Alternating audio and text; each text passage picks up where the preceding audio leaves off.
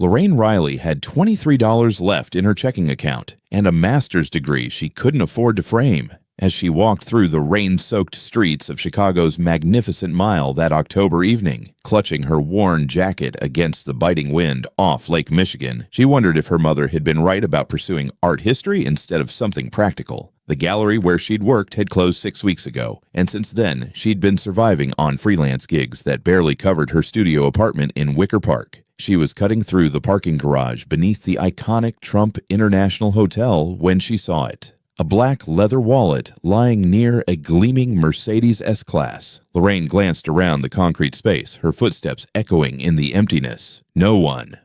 She picked it up, and the weight of it told her everything. This wasn't some college kid's beat-up billfold. The leather was butter-soft, expensive, the kind that aged beautifully rather than falling apart. She shouldn't have opened it, but curiosity won as it always did. The driver's license made her breath catch. Fabian Sanders. Even in the unflattering DMV photo, he was striking. Sharp jawline, dark eyes that seemed to look straight through the camera, the kind of face that belonged on magazine covers. But it was the address that made her hands tremble. The Pinnacle Residences on South Michigan Avenue overlooking Millennium Park. One of those buildings where penthouses started at $15 million.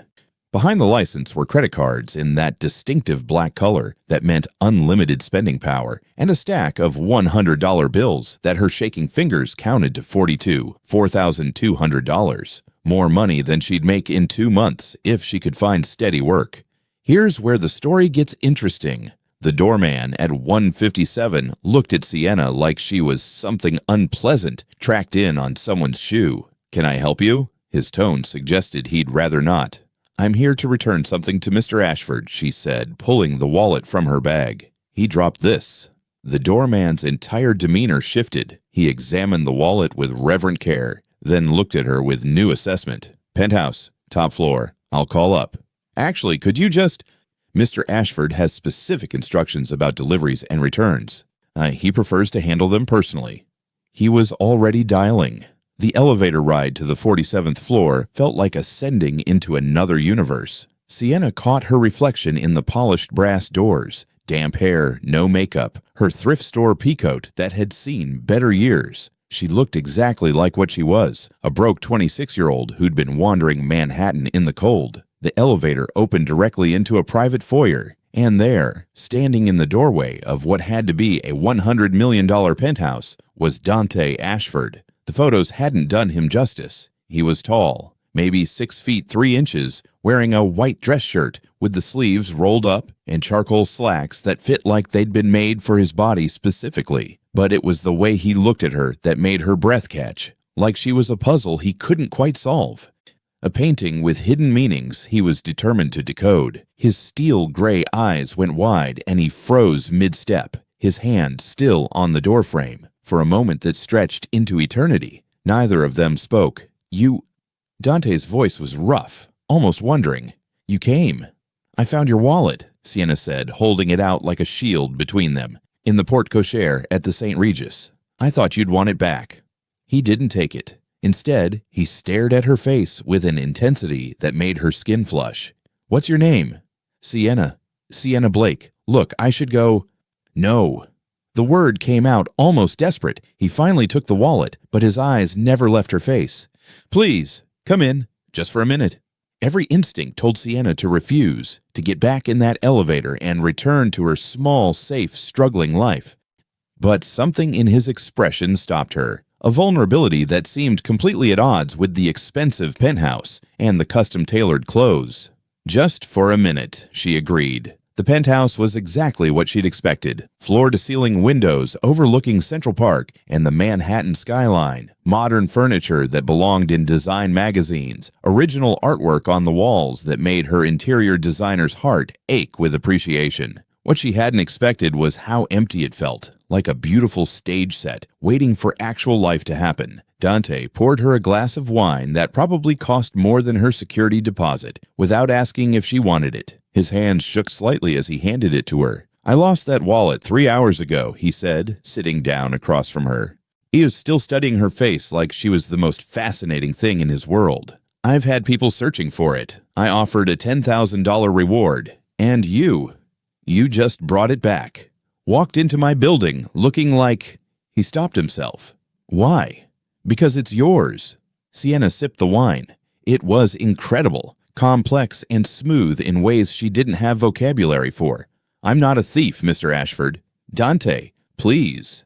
He leaned forward, and she could see the war happening behind his eyes, like he was deciding whether to tell her something, whether to cross some invisible line. "Do you believe in coincidences, Sienna?" The question caught her off guard. I don't know. Maybe. I don't." Dante's voice dropped, intimate and raw. 6 months ago, I was engaged. Her name was Clarissa. We were supposed to get married at the plaza. 400 guests. The wedding of the New York social season. Sienna's chest tightened. Of course he was taken. Men who looked like that, who had what he had. They didn't stay single. But 2 weeks before the wedding, Dante continued, his jaw clenching, I came home early from a business trip to San Francisco. Found her in my office at 2 a.m., downloading proprietary files from my company server. My AI software, 5 years of development, worth hundreds of millions. She was selling it to Technova, my biggest competitor, her father's company. "Oh my God," Sienna whispered. The worst part wasn't the betrayal. Dante's laugh was bitter. It was realizing she'd never loved me. She loved my money, my connections, the access. When I confronted her, she didn't even pretend otherwise. She said everyone in Manhattan knew that's how it worked. You partner for advantage, not for love. She called me naive for thinking otherwise. He stood up and walked to the window, his silhouette dark against the glittering cityscape. Since then, I've had dozens of women accidentally run into me at my gym in Tribeca, at my favorite restaurant near Columbus Circle, even at board meetings. Women who know exactly who I am, what I'm worth, what I can offer them. Women who smile the same way Clarissa did, with calculation instead of warmth. Sienna's throat went dry. She could see where this was going, and she didn't like it. But you.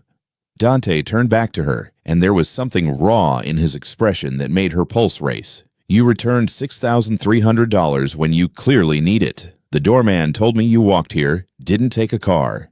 Your coat's worn, you're not wearing jewelry, no designer labels. And you, his voice cracked slightly. You have no idea who I am, do you? I saw your name on your license, Sienna said carefully.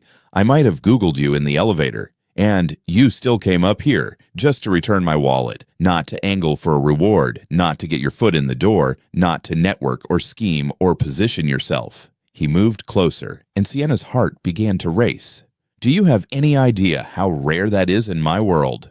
I'm not from your world, Sienna said, standing up. This was spiraling into something she wasn't prepared for. I'm a broke, unemployed interior designer who can barely keep my phone turned on. I returned your wallet because it was the right thing to do, not because I want anything from you. Then have dinner with me. The words hung in the air between them like a challenge. What? Sienna actually laughed, the sound borderline hysterical. You can't be serious.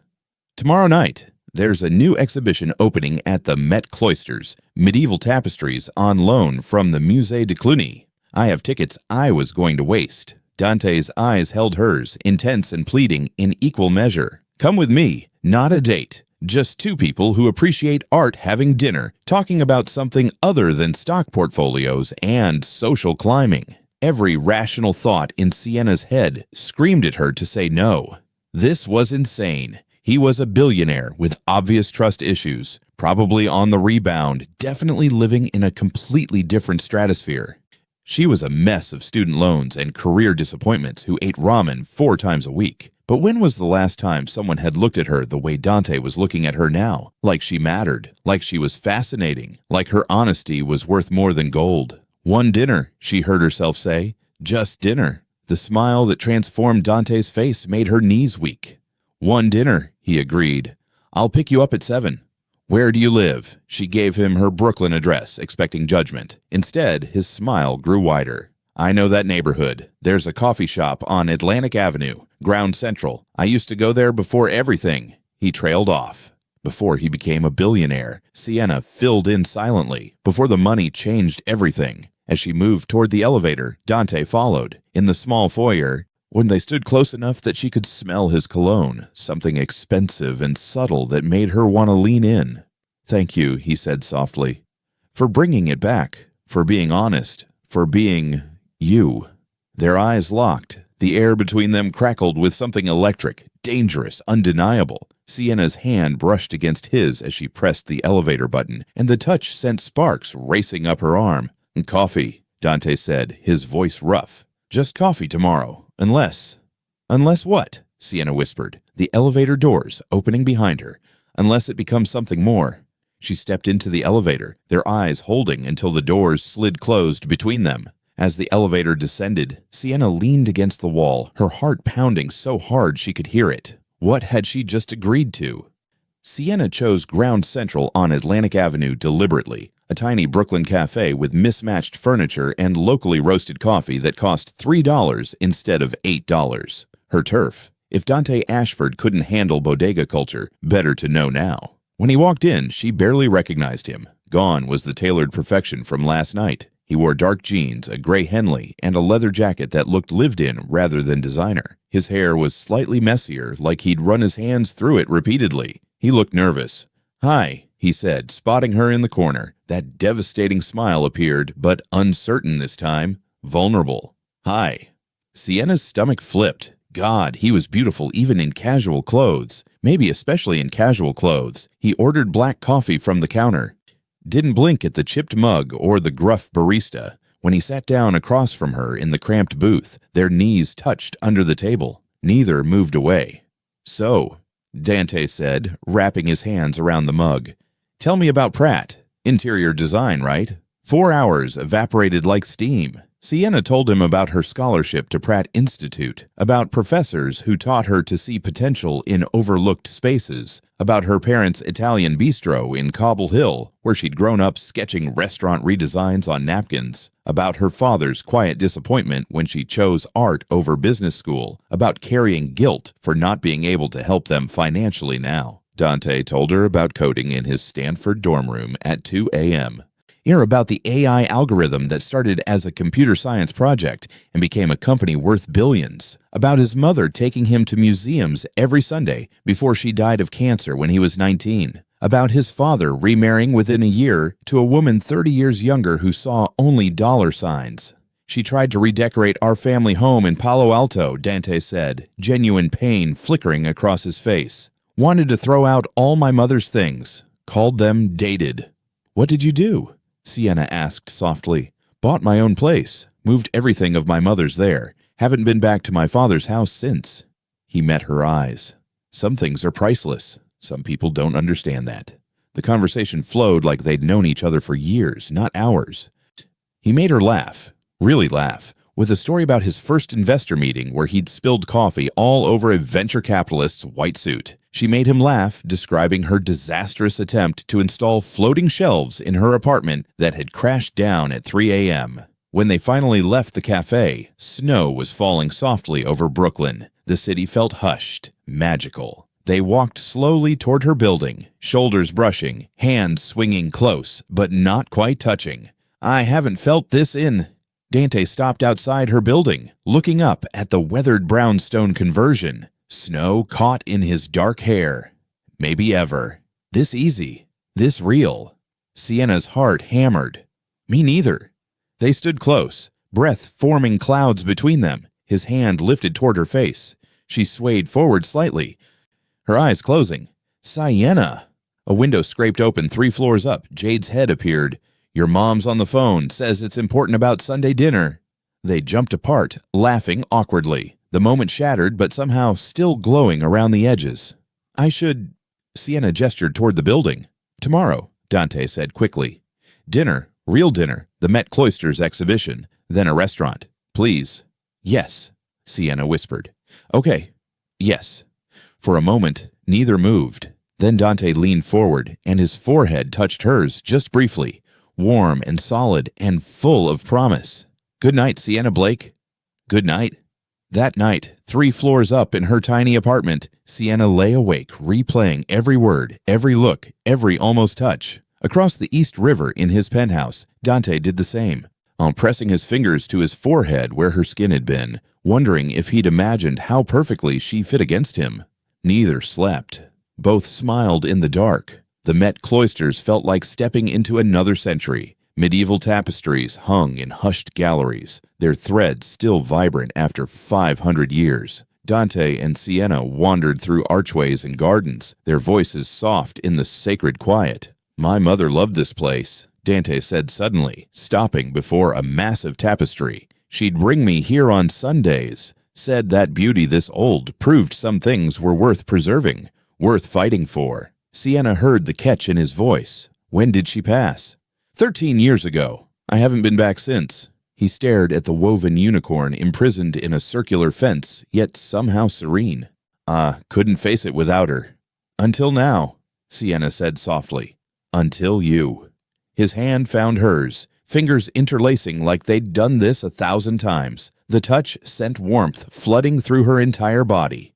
They stood there, hands clasped, looking at the unicorn in captivity, a creature rare and magical, choosing to stay in its beautiful prison. Something about it felt prophetic. Dinner at a tiny West Village bistro deepened into the kind of conversation that strips away pretense. Sienna confessed her fear of never being enough, smart enough, successful enough, polished enough for the spaces she dreamed of inhabiting. Dante admitted his terror that no one would ever see past his bank account to the person underneath.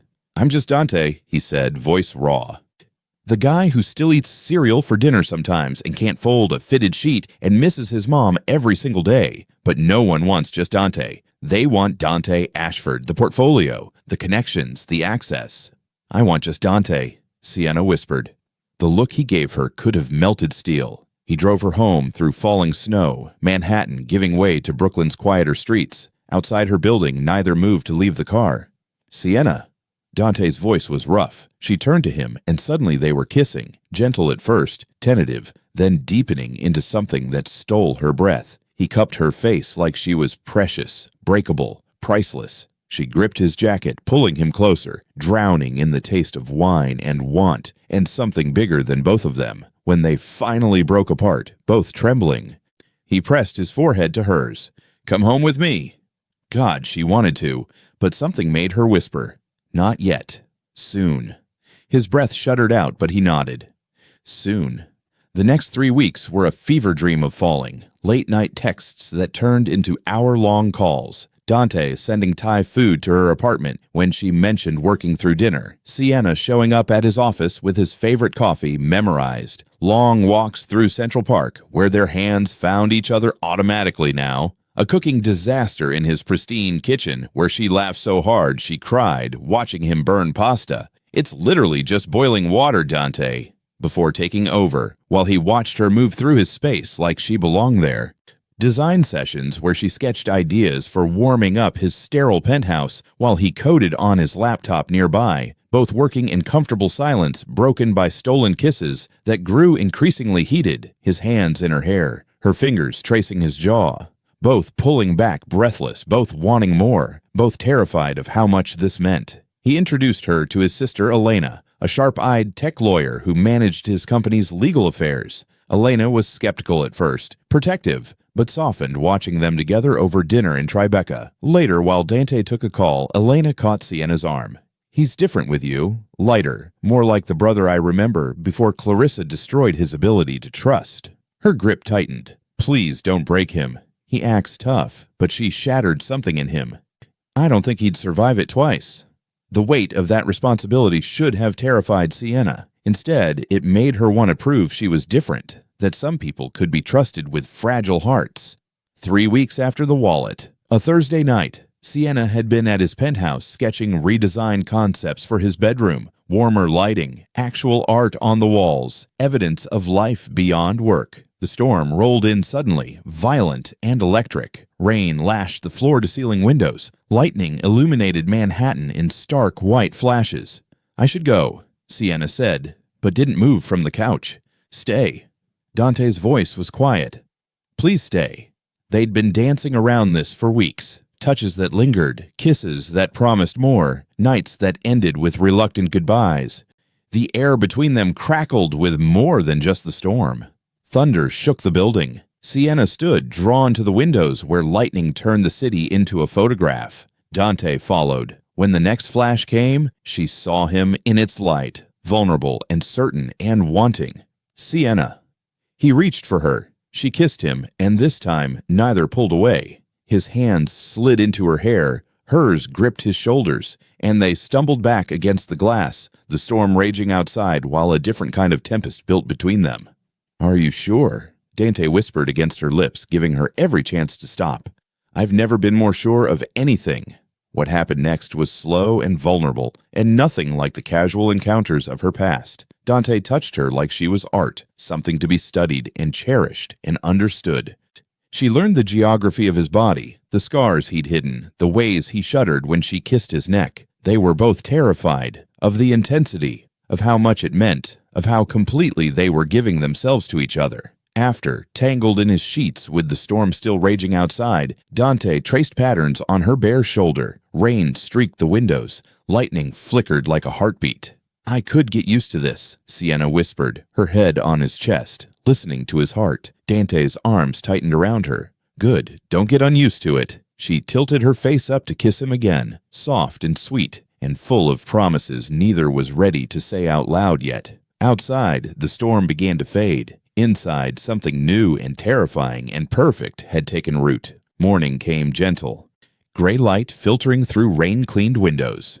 Sienna woke to find Dante already awake, watching her with an expression that made her chest ache. "Hi," she whispered. "Hi." He kissed her forehead. "Coffee?" They moved through his kitchen together, her in his t-shirt, him in sweatpants, bumping hips and stealing kisses and laughing when she had to show him how his own espresso machine worked. It felt domestic. It felt right. It felt like the beginning of everything. "3 weeks ago, I returned your wallet," Sienna said, accepting the coffee mug. "Best 3 weeks of my life," Dante said, pulling her close. She believed him. More terrifyingly, she felt the same way. Sienna woke to cold sheets and an empty bed. For a moment, panic fluttered in her chest. Had last night been a mistake? Then she heard his voice, low and tense. Coming from the terrace, she found Dante standing at the railing in yesterday's clothes, phone pressed to his ear, jaw clenched so tight she could see the muscle jumping. His free hand gripped the railing like he wanted to break it. "I don't care what her lawyers are claiming," he said, ice in his voice. "She's the one who committed corporate espionage. We have the evidence." He stopped, listening. His face went carefully blank. "I see. Yes. Handle it." He hung up and stood there, staring out at the city like it held answers. "Dante." Sienna wrapped her arms around herself against the morning chill. He turned, and the look on his face made her stomach drop. "It's nothing. Just work. Don't lie to me." She moved closer. "Not after last night." Something crumpled in his expression. He ran a hand through his hair, suddenly looking exhausted. "Clarissa filed a lawsuit. Corporate espionage, but she's claiming I manipulated her, that I stole her ideas, that the engagement was a scheme to access her father's company secrets." His laugh was bitter. "Complete projection of what she actually did." "That's insane. You have proof." "Proof doesn't matter in the court of public opinion." Dante's voice was flat. "Her lawyers are building a narrative, and now they're threatening to drag you into it." Ice flooded Sienna's veins. "What?" "They're calling you an accomplice, or a convenient distraction I'm using to muddy the waters. If you're seen with me publicly, they'll destroy you, Sienna. Subpoena your bank records, your client list, your emails, your family's restaurant records." He finally met her eyes, and she saw the decision already forming there. "They'll paint you as a gold digger who orchestrated finding my wallet. They'll turn our entire relationship into evidence of manipulation. So we hide." The word tasted like ash. "We're careful." But careful became distant. Canceled dinner plans. He had emergency meetings with lawyers, distracted conversations where his mind was clearly elsewhere, running through legal strategies and damage control. Date nights that ended early because he got a call he had to take. Sienna tried to be understanding. This wasn't his fault, but she felt him slipping away, brick by brick, rebuilding the walls that had come down between them. 1 month crawled by. Her design clients started mysteriously canceling, whispered concerns about controversy and reputation. Then her mother called, voice shaking. The bistro had gotten a surprise health inspection. Violations they'd never had in 30 years suddenly appeared. Outdated equipment, structural concerns, permit irregularities that would cost thousands to fix. Sienna stared at the inspection report, hands trembling. This was too coincidental, too targeted. She went to his penthouse unannounced, found Dante on his laptop surrounded by legal documents, looking hollowed out. "They're going after my family," she said without preamble. "Clarissa's lawyers. The bistro got cited for violations that are complete fabrication." Dante's face went gray. "Sienna, this is exactly what you warned me about." Her voice cracked. "Maybe we should—" "Don't." The word came out sharp. "Don't say we should take a break. We fight this together." But his eyes told a different story. She could see the calculations happening, the protective instincts overriding everything else. He was already planning to push her away, already deciding what was best for her without asking what she wanted. "We fight this together," she repeated, moving closer. "You promise me." "I promise." But he didn't meet her eyes when he said it. That night, their lovemaking was desperate, almost frantic. Both clinging to each other like they were drowning, both sensing something breaking that they didn't know how to fix. Sienna kissed him like she was trying to memorize the taste, and Dante held her like he was already saying goodbye. After, lying in the dark, she felt the distance between them even though their bodies were pressed together. "I love you," she whispered. The silence stretched too long before he answered. "I love you too." But it sounded like an apology, like a confession, like the beginning of the end. The article dropped at 6 a.m. Sienna's phone started vibrating so violently it fell off her nightstand. Manhattan gossip blog trending #1, Ashford's rebound, convenient wallet, or calculated con. Her hands shook so badly she could barely scroll. Photos everywhere, leaving his building, her arm around his waist. Outside her studio in Brooklyn, his hand on her lower back. At her parents' bistro, feeding each other pasta.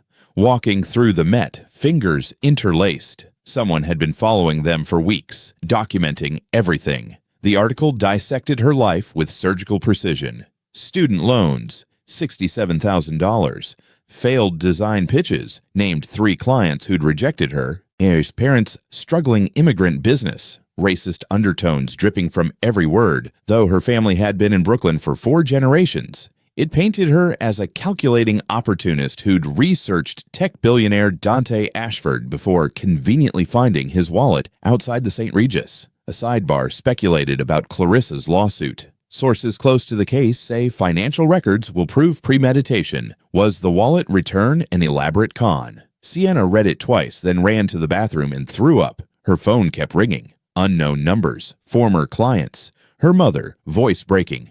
"Tesoro, what is this? People are saying terrible things." By 9 a.m., her 3 remaining design clients had emailed cancellations. Professional, apologetic, final. Given the current controversy, can't risk association. Sure you understand. Jade found her sobbing on the bathroom floor, still in yesterday's clothes. "Those bastards," Jade breathed, reading the article. "Sienna, this is character assassination." Elena called 20 minutes later, voice sharp with fury.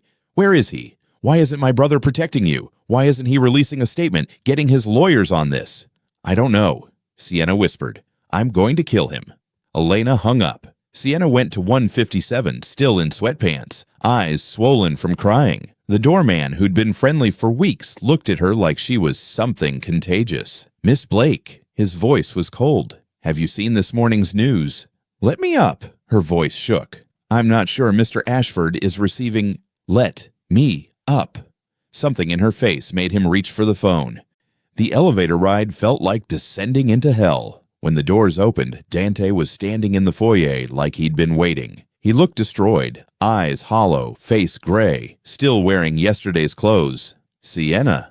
She walked straight to him and kissed him desperately, violently, trying to memorize the taste of him before everything ended. He kissed her back with the same desperation, his hands fisting in her hair, both of them shaking. When they broke apart, both breathing hard, she saw his apartment, legal documents everywhere. Laptop open to more articles, each headline worse than the last. His lawyers had been here all night. They subpoenaed everything, Dante said, voice dead. "Your bank records, emails, text messages between us, employment history."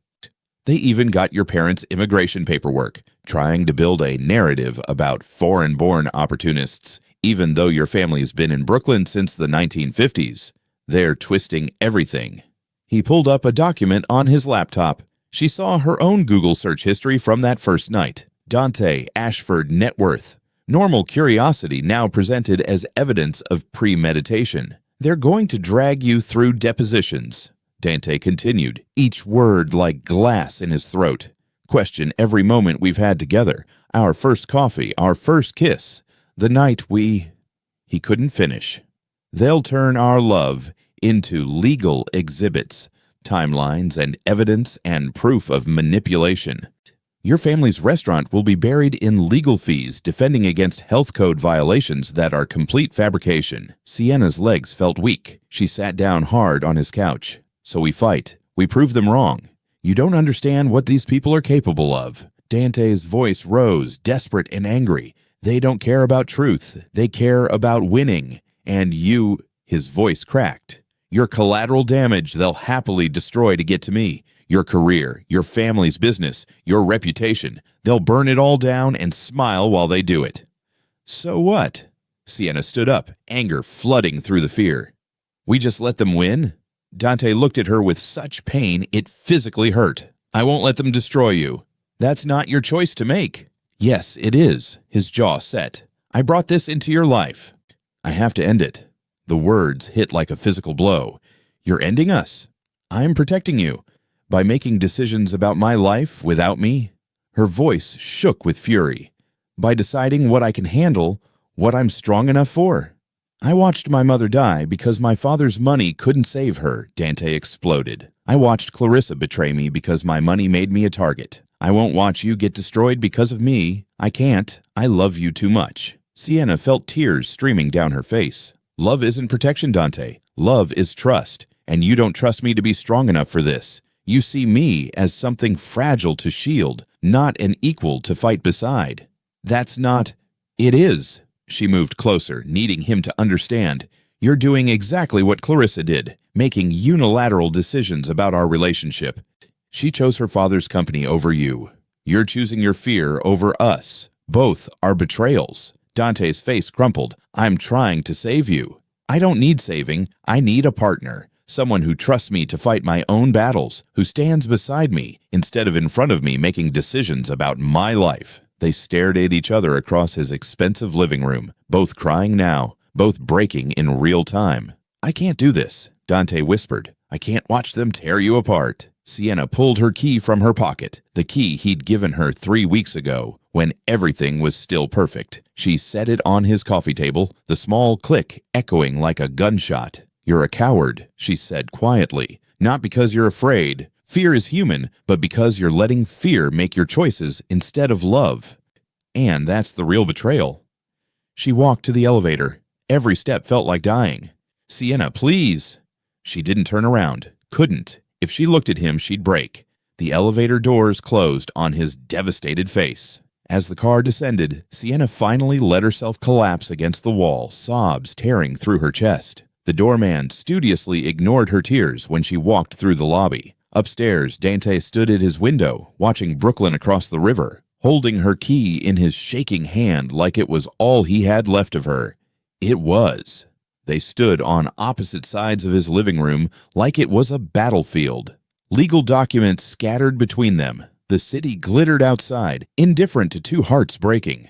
I'm not going to let them destroy you, Dante said, his voice hard with false certainty. Or, that's not your choice to make. Sienna's hands shook with fury and heartbreak. Yes, it is. I brought this into your life. I have to end it. The words landed like blows. By ending us? By protecting you from me. His jaw was set, decision already made. She could see it in his eyes. The walls back up, the billionaire armor restored, the vulnerability they'd built together locked away. She felt powerless, infantilized, like he was patting her on the head and sending her away for her own good. Rage flooded through the grief. You think you're protecting me?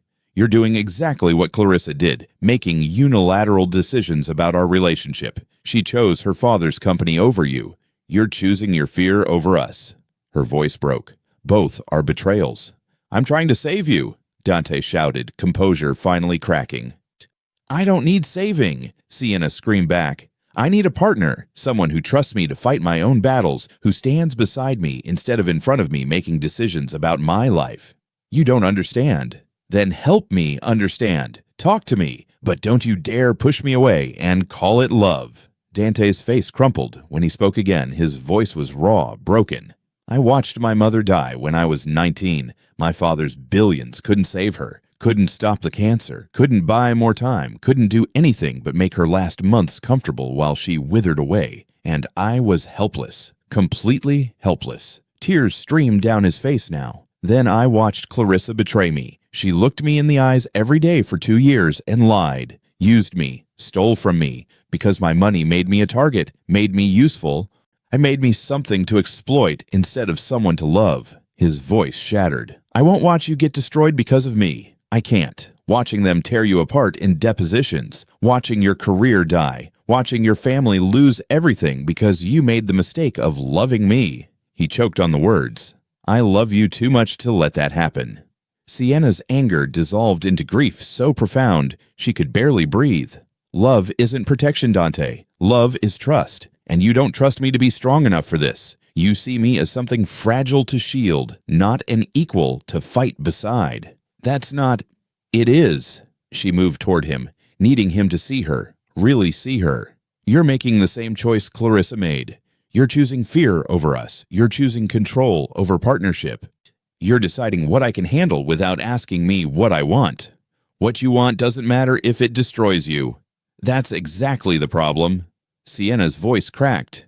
You think you get to decide what destroys me? You think you know better than me what I can survive? That's not love, Dante. That's control disguised as protection. They stared at each other, both crying, both drowning in the impossibility of it all. Then Dante closed the distance between them and kissed her, brutal, desperate, full of everything they couldn't say. Sienna kissed him back with the same violence, gripping his shirt, his hair, trying to crawl inside him. Both knowing this was goodbye, both trying to memorize every sensation before it ended. His hands were in her hair, hers clutched his shoulders hard enough to bruise. The kiss tasted like salt and heartbreak and love that wasn't enough. When they finally broke apart, both gasping, both shaking, they pressed their foreheads together. I love you, Dante whispered. I love you too. Sienna pulled back, tears streaming down her face. But love isn't enough if you don't trust me. She reached into her pocket and pulled out the key, the one he'd given her 5 weeks ago when everything was still perfect. Set it on his coffee table with a small, final click. The sound echoed through the penthouse like a death knell. You're a coward, Sienna said quietly, each word deliberate. Not because you're afraid. Fear is human. Fear makes sense. But because you're letting fear make your choices instead of love. You're choosing the easy pain of ending us over the hard work of trusting me. And that's the real betrayal. Not Clarissa's. Yours. She walked to the elevator, each step agony. Her whole body screamed to turn around, to run back, to beg him to choose differently. Sienna, please. His voice broke behind her. She didn't turn, couldn't. If she looked at him now, she'd crumble. The elevator doors closed on his devastated face. The moment they shut, her knees buckled. She slid down the wall, sobbing so hard she couldn't breathe, holding herself together with shaking hands. The elevator camera captured everything, her breaking apart in real time. Upstairs, Dante stood at the floor-to-ceiling windows, staring across the East River toward Brooklyn, toward her. He held her key in his fist so tightly, the metal cut into his palm, drawing blood. But he barely felt it. He'd done the right thing. Protected her. Saved her from the destruction that followed him everywhere. So why did it feel like he'd just made the biggest mistake of his life? In the elevator, Sienna wiped her face as the doors opened to the lobby. The doorman looked away as she walked past, dignity barely intact. Outside, the city continued. People rushed by, taxis honked, the world spun on, and two people who'd found something rare and precious in each other stood alone in their separate spaces, both convinced they were right. Both completely shattered. The key sat on his coffee table, a small piece of metal that had meant home, that had meant trust, that had meant forever. Now it just meant over. 3 months crawled by like years. Sienna moved through January like a ghost. Jade found her on the couch most mornings, staring at nothing, wearing Dante's Columbia hoodie she'd stolen weeks before everything fell apart. It still smelled like him, like cedar and expensive cologne and the coffee he drank too much of. "You need to eat," Jade said, pushing a plate toward her. "Not hungry." "I don't care." "Eat." The articles kept coming for weeks, each one worse, more invasive, twisting their love into something sordid and calculated. Sienna stopped reading them, stopped wearing makeup, stopped caring what she looked like because what was the point? But slowly, so slowly she barely noticed, something shifted. Her hands started reaching for her sketchbook again. At 2 a.m., when she couldn't sleep, when the missing him was a physical ache in her chest, she drew. Not his penthouse, not their memories, but something new. A community center in Bed-Stuy needed their kids' art space redesigned. The budget was laughable. $3,000 total. Sienna took it anyway, poured all her heartbreak into creating something beautiful from nothing. Reclaimed wood, donated paint, murals the kids helped to design. She worked 16-hour days, letting exhaustion quiet the pain. Her parents visited, worried and hovering. Her mother found her crying in the half-finished space at midnight, still wearing his hoodie. "Tesoro," she said softly, pulling Sienna into her arms. "Your heart is broken. This is allowed. Why does doing the right thing hurt this much?" Sienna sobbed into her mother's shoulder. "Because you loved him truly. Real love leaves real scars." Her mother stroked her hair. "But you're stronger than you think. You're building something beautiful from the pain." That's what we do. We create. The project got local press in March. Emerging designer transforms community space. A small article in Brooklyn Magazine, photos of the vibrant murals and light-filled rooms. No mention of Dante Ashford or scandals or broken hearts. Just Sienna's work standing on its own. She cried when she read it, but for the first time in 3 months, some of the tears were pride. Across the river, Dante was dying by degrees. Elena found him sleeping at his office more nights than not. Laptop open to code he'd written and forgotten. Takeout containers growing mold on his desk. He'd lost weight, looked hollow, worked 18-hour days because stopping meant thinking. And thinking meant feeling. And feeling meant remembering her laugh, her touch, the way she'd looked at him like he was just Dante. Not a portfolio and a net worth. His AI platform launched in February to massive success. TechCrunch called it revolutionary. His company's valuation doubled. Investors flooded in. Dante felt nothing. He kept Sienna's key in his pocket, touching it constantly like rosary beads, a talisman, a punishment, a reminder of what he'd destroyed trying to protect. Late at night, he scrolled through her Instagram. She'd gone private after the articles, but he could still see her profile photo, that smile that had undone him completely. He wondered if she'd moved on, met someone new, someone braver than him. She hadn't, but he didn't know that. "You look like death," Elena said, cornering him in his office one February night. "I'm fine." "You're not fine. You're barely functioning." She grabbed his laptop, forcing him to look at her. "You did this to yourself, Dante. You pushed away the best thing in your life because you were too scared to be vulnerable, too scared to trust her strength. And now you're what, punishing yourself? Working yourself to death? That's not noble. It's pathetic. She's better off without me. That's not your decision to make." Elena threw his words back at him. "You're still doing it, still deciding what's best for her without asking her what she wants." Dante's hands shook. "I can't face her. Not after you broke her heart to protect your own fear." "Yeah, that's hard." Elena's voice softened. "But you loved her. You still love her. I see you touching that key like it's the only real thing you have left. So either let her go. Actually, let her go. Throw away the key. Delete her photos.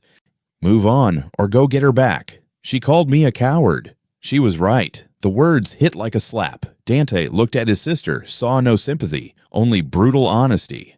"So stop being one," Elena said, but Dante couldn't move, paralyzed by shame and fear and the certainty that he'd destroyed something irreparable. Then March brought vindication. Forensic accountants digging through Clarissa's finances for the lawsuit found the smoking gun. Technova, her father's company, had been paying her $50,000 monthly the entire time she was engaged to Dante. Emails proved she'd orchestrated their relationship specifically to steal his AI software. They'd planned it for months before they even accidentally met at that tech conference. Criminal charges filed, corporate espionage, fraud, conspiracy. Clarissa and her father both facing prison time. The tech world exploded with scandal. Society pages had a field day. Every article that had painted Sienna as a gold digger now ran corrections, retractions, apologies buried in footnotes. Dante was vindicated completely. He waited for Sienna to call, to text, to show up at his door saying, "I told you so," or "I forgive you," or anything at all. She didn't. 3 more weeks passed. Dante stared at his phone, her contact photo still set as his wallpaper, even though they hadn't spoken in 3 months. His thumb hovered over her name 100 times. He never pressed call. "Go to her," Elena begged. "She doesn't want me." "You don't know that." "She hasn't called either." "Because you destroyed her." Elena's voice rose. "You made her feel small and weak and not enough. You broke her trust. Why would she come crawling back? She has pride. She has dignity. If you want her, you have to prove you've changed. Prove you're brave enough for her now." Dante looked at Sienna's key, worn smooth from 3 months of obsessive touching. He thought about her in his hoodie, sketching redesigns for his apartment. Her laugh, her honesty, the way she'd called him out when he was being an idiot. "What if it's too late?" he whispered. "Then you'll know. But right now, you're in limbo, and that's just another kind of cowardice." That night, Dante couldn't sleep. He stood at his windows looking toward Brooklyn, wondering if she was awake too, wondering if she still wore his hoodie, wondering if she hated him. In her apartment, Sienna lay awake in that same hoodie, touching her phone, looking at his contact, not calling. Both broken, both waiting, both too scared to make the first move. Love in suspended animation, painful and perfect and impossible. 3 months since she'd left her key on his table, 3 months of separate suffering, and neither knew how to bridge the gap they'd created. Late March. Sienna was sketching at her usual corner table in Ground Central when Elena Ashford slid into the seat across from her. "Don't," Sienna said immediately, closing her sketchbook. "He's dying without you." Elena's voice was quiet, urgent. "Won't eat, won't sleep. I found him passed out at his desk yesterday. He's destroying himself." Sienna hardened her heart against the pain. "Then he should call me." "He thinks you hate him." "I don't hate him." Sienna's voice cracked despite her best efforts. "I hate what he did." "There's a difference." Elena leaned forward. "What would it take?" "For you to forgive him." Sienna was quiet for a long moment, staring at her cold coffee. "For him to understand that I don't need a savior. I need an equal. That means showing up powerless, trusting me to meet him there. No money, no grand gestures, no control. Just him. Vulnerable and honest. What if he did that? Then maybe." Sienna met Elena's eyes. Maybe. For 3 days, Sienna debated, rewrote speeches she'd never give, imagined conversations that might never happen. Her mother found her crying in his hoodie again. "You still love him," her mother said gently. That was never the question. Early April, Sienna's first solo design showcase at a small Brooklyn gallery. Her community center project displayed alongside conceptual designs titled "Living Spaces That Breathe," rooms designed for healing, for growth, for becoming. Every piece poured from her heartbreak into something beautiful. Opening night. She wore a simple black dress, kept checking the door. 6 p.m. came and went, then 6:30. By 7, she'd given up hope. 7:15 p.m. The door opened. Dante walked in wearing jeans and a Henley shirt, looking like he hadn't slept in weeks. No designer suit, no polished armor, just him, uncertain and exhausted, carrying nothing. Their eyes met across the gallery. The air left Sienna's lungs. He waited while she talked to guests, never approaching, just watching from the corner, like he was afraid she'd ask him to leave. When the crowd thinned, he moved closer, carefully, like approaching a wounded animal. "Hi," he said softly. "Hi." Sienna's heart hammered. Dante pulled an envelope from his pocket. "I wanted to help with your business. No strings, just..." She opened it. "A check for $100,000. Her face went cold. "You think this is about money?" "No, I just wanted to..." "You're still doing it." Sienna's voice shook with fury and disappointment. "Still trying to solve everything with your wallet. Still not understanding what I actually need." She tore the check in half, then quarters. Let the pieces flutter to the floor between them. When you're ready to show up as a person, not a checkbook, call me. Until then, stay away. She turned her back, heard him leave, didn't let herself cry until she got home. Dante sat in his car outside the gallery for an hour, head in his hands. His phone rang. Elena. How did it go? I offered her money. His voice was hollow. You idiot. I know. Dante laughed bitterly. I finally know. 2 weeks later. Early morning. Sienna was opening the gallery for installation work when she found him waiting outside. Same jeans, same Henley, looking more exhausted, but also clearer somehow, like he'd finally figured something out. I'm sorry, Dante said before she could speak.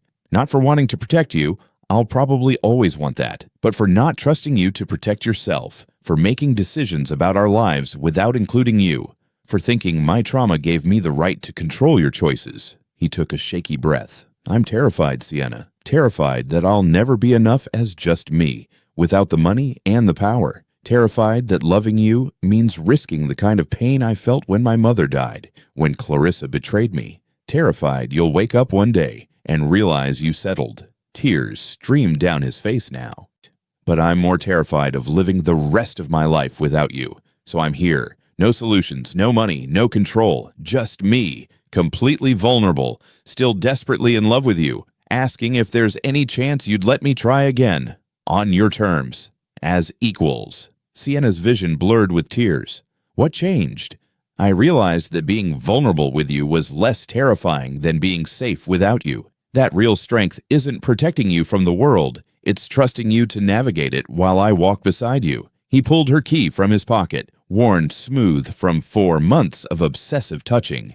You left this. I've held on to it like a promise, that maybe one day I'd be brave enough to deserve you back. Sienna took the key, their fingers brushing. Electricity sparked between them. One condition. We build something new. Not your world, not mine. Ours. We make decisions together. You don't get to push me away when things get hard. And you trust me, really trust me, to be strong enough for both of us when you can't be. Deal. Dante's voice broke. The kiss was soft at first, tentative, testing if this was real. Then it deepened. 4 months of longing and pain and growth pouring into it. Both crying and laughing, clutching each other like lifelines. When they finally pulled apart, breathless, Sienna whispered, "Come home with me." That night was different, slower, more vulnerable, both fully present, both terrified, both brave enough to try. They learned each other again, not desperate and frantic like before, but healing, sacred. Afterwards, tangled in her sheets with morning light filtering through Brooklyn windows, Dante traced patterns on her shoulder. I missed you every second, he whispered. I missed you more. Impossible. They laughed through tears, relief flooding through them. Finally safe, finally home, finally choosing each other without fear. Don't leave again, Sienna said against his chest. Never, I promise. Never again. And this time, she believed him. 6 months later, October arrived painted in gold and crimson. Exactly 1 year since Sienna had found a wallet outside the St. Regis and changed everything. Her design firm now occupied a sun-drenched Soho office with 3 employees and a waiting list of clients. Dante had invested as a business partner, 30% stake for startup capital, not a savior writing checks. She made every creative decision. Architectural Digest had just featured her work.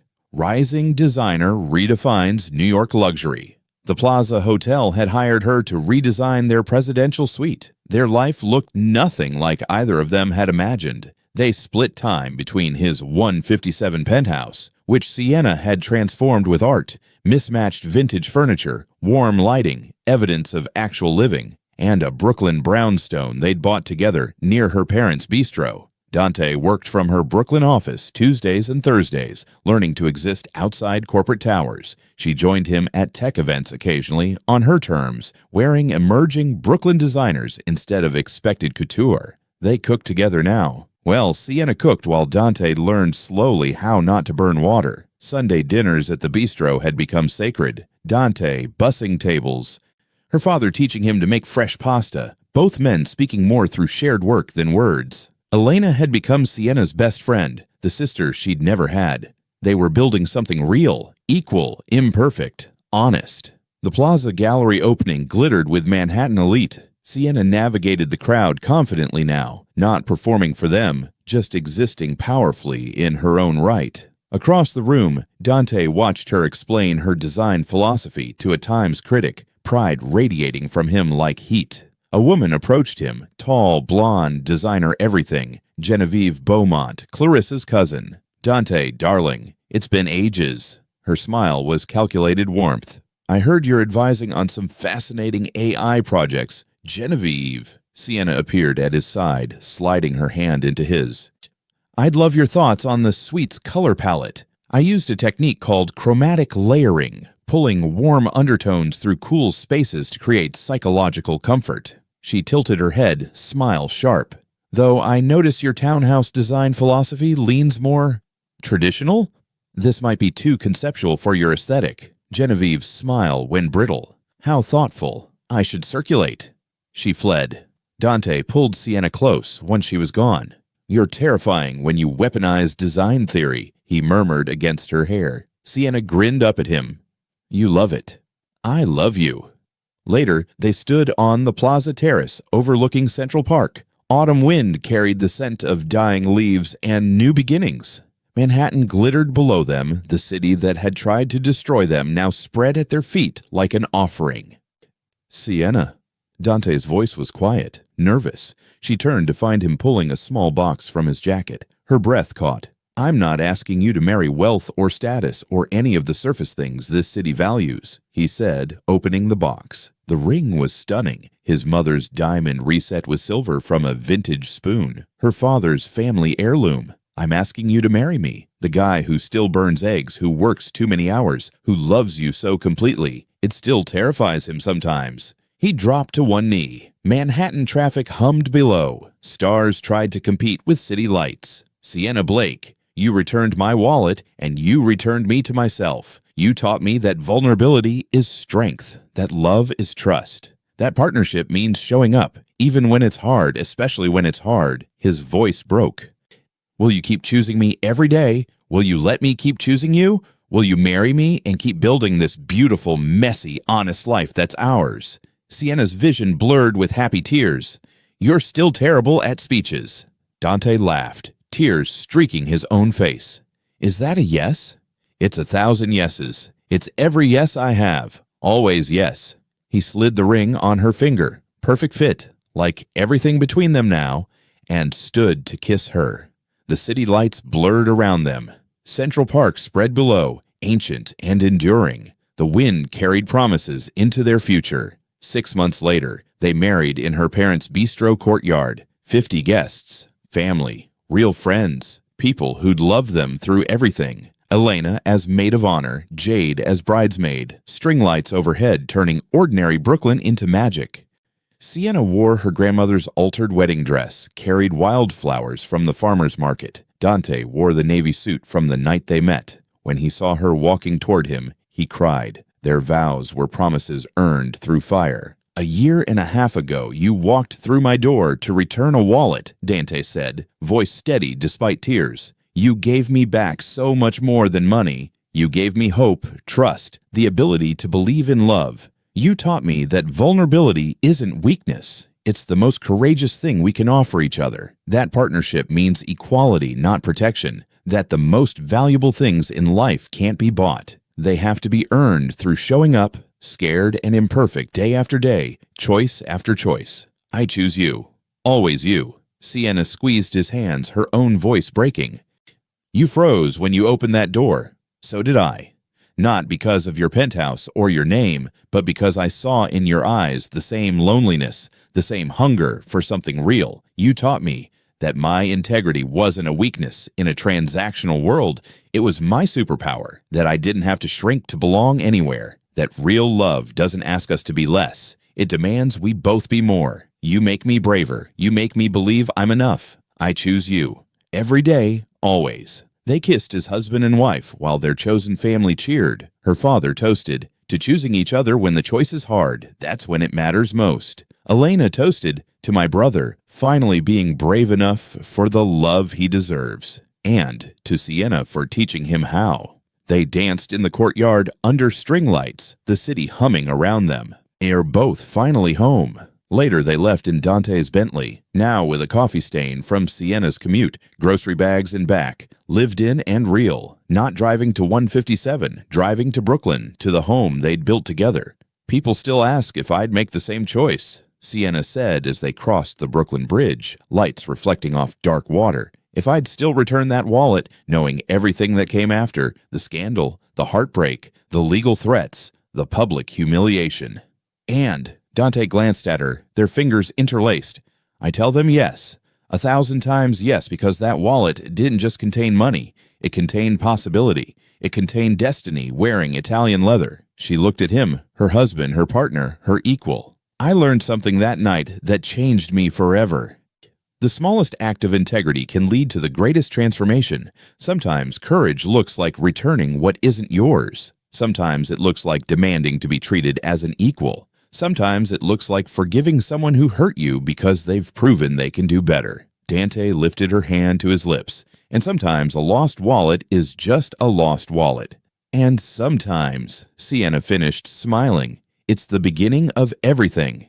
They pulled up to their brownstone. Inside on the mantel, his wallet sat in a shadow box. A small plaque beneath it read, "Where It All Began." Dante carried her over the threshold, both laughing. Upstairs, the bedroom she'd designed waited, their space, their sanctuary, their choice. And as Manhattan glittered across the river and Brooklyn settled into sleep around them, two people who'd found each other through one honest choice kept choosing each other every day, every moment, every breath, always. So that's Sienna and Dante's story, from a lost wallet to a found soulmate, from choosing integrity to choosing each other every single day. Drop a comment telling us where you're watching from and be completely honest. What would you have done if you found that wallet? Would you have returned it? Kept the cash? There's no judgment here, just curiosity about the choices we make when nobody's watching. Hit that subscribe button because tomorrow I'm dropping a story about fate, second chances, and the invisible red thread that connects two people across impossible odds. You won't want to miss it. And remember, your character is defined by the choices you make when the wrong choice is easier. Sometimes doing the right thing costs you everything, and sometimes it gives you everything you never knew you needed. See you tomorrow. Keep choosing courage.